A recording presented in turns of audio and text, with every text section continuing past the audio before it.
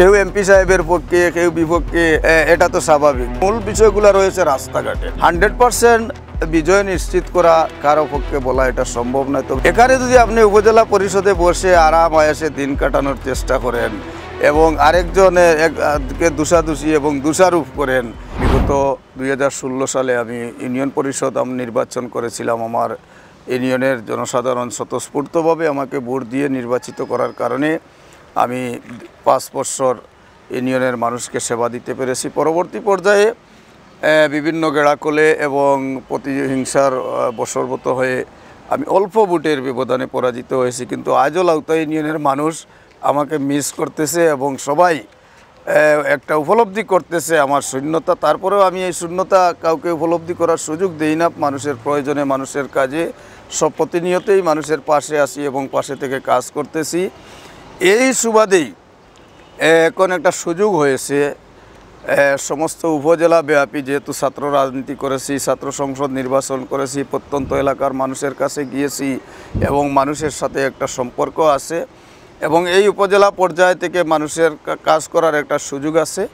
আগামী 29 মে যে অনুষ্ঠিতব্য নির্বাচন, সেই নির্বাচনে আমি অংশগ্রহণ করেছি।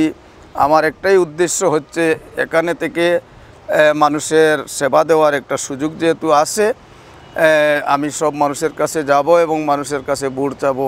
কিছুটা আমাদের এলজিএসপি প্রজেক্টটা আসলে স্থানীয় সরকার পর্যায়ে, ইউনিয়ন পর্যায়ে চলে যায় এবং এডিপি যেগুলো রয়েছে এগুলো উপজেলা পর্যায়ে বরাদ্দ আসে এবং টিআর কাবিখা কাবিটা এগুলো রয়েছে, সেখান থেকে মানুষের কাজ করার সুযোগ রয়েছে। এই উন্নয়নটুকু যদি উপযুক্ত জায়গাগুলোতে ব্যয় করা হয়, আমি মনে করি এটা যথেষ্ট। মূল বিষয়গুলো রয়েছে রাস্তাঘাটের, বিশেষ করে এই যে গ্রামীণ রাস্তাঘাট যেগুলো রয়েছে এগুলার বেশিরভাগ অবস্থা খুবই বেহাল।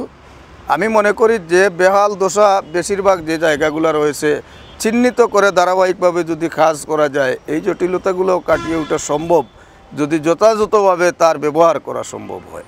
স্থানীয়ভাবে আমাদের বিরোধ এবং গ্রুপিং লবিং এগুলো থাকতেই পারে। এগুলা নিয়ে আমরা কারো সাথে বিরোধে জড়িয়ে কাউকে আমরা হেয় প্রতিপন্ন করে কথা বলার আমি প্রয়োজন মনে করি না। এখানে যদি আপনি উপজেলা পরিষদে বসে আরাম আয়াসে দিন কাটানোর চেষ্টা করেন এবং আরেকজনকে দোষাদোষী এবং দোষারোপ করেন, এইটা দিয়ে কিন্তু সমস্যা সমাধান হবে না। আপনার নিজের থেকে উদ্যোগ নিয়ে বিভিন্ন মন্ত্রণালয় যেতে হবে এবং আপনি হাঁটলে কিন্তু রাস্তা পাওয়া যায়। আপনি যাবেন কোন মন্ত্রণালয়ে, কার মাধ্যমে কাজ হবে। এই বিয়ানীবাজারে এমপি মন্ত্রীর বাইরে অনেক লোক অনেক জায়গায় রয়েছেন যারা সচিবালয়ে, মন্ত্রণালয়ে, তাদের অনেক জায়গায় তাদের সুসম্পর্ক রয়েছে।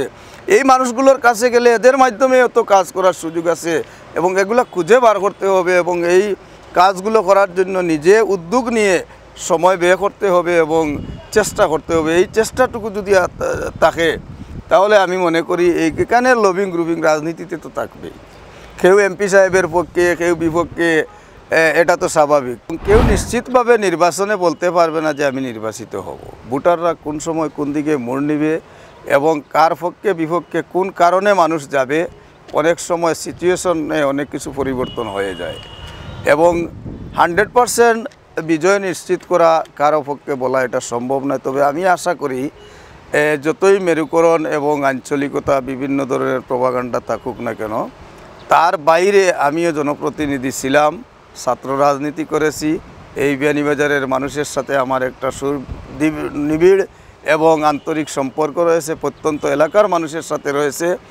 এইটা কাজে লাগিয়ে এবং মানুষের দ্বারে আমি এই মুহূর্তে যাওয়া শুরু করেছি এবং প্রত্যেকটা মানুষের কাছে এই মুহূর্তে এই সময়ে হয়তো যাওয়া সম্ভব হবে না, তারপরেও যাওয়ার চেষ্টা করব এবং প্রত্যেকটা মানুষের সাথে আমি মানুষের কাছে দাঁড়িয়ে গেলে আমি মনে করি এই যে বিভিন্ন প্রেক্ষাপট উপেক্ষা করে মানুষ আমাকে ভোট দিয়ে ইনশাল্লাহ নির্বাচিত করবে, সেটার ব্যাপারে আমি অনেকটাই আশাবাদী।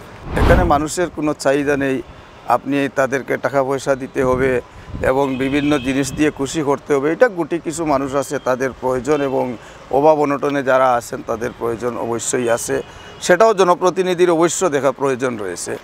আমরা অনেক সময় দেখি নিজের সামর্থ্যের বাইরেও যারা বিত্তবান আছেন, আমরা বিগত করোনাকালীন সময়ে বলেন, বন্যার সময়ে বলেন, প্রবাসী যারা আছেন তাদের কাছে আমরা যোগাযোগ করেছি এবং অনেকেই তারা নিজের থেকে যোগাযোগ করে তারা ফান্ডিং করেছেন এবং আমাদেরকে সহযোগিতার হাত বাড়িয়ে দিয়েছেন বলেই এই যে বিয়ানীবাজারের যারা বন্যার সময়ে করোনার সময়ে হতদরিদ্র জনগোষ্ঠী যারা ছিলেন তাদেরকে আমরা সহযোগিতা দিতে সক্ষম হয়েছিলাম স্থানীয় পর্যায়ে। এবং এই ধরনের মানুষ এবং বিদেশে আমার বিয়ানীবাজারের অনেকগুলো ফান্ড রয়েছে, এরা প্রয়োজনে কিন্তু এগিয়ে আসে। এটি উদ্যোগ নেওয়াটাই হচ্ছে মূল বিষয়।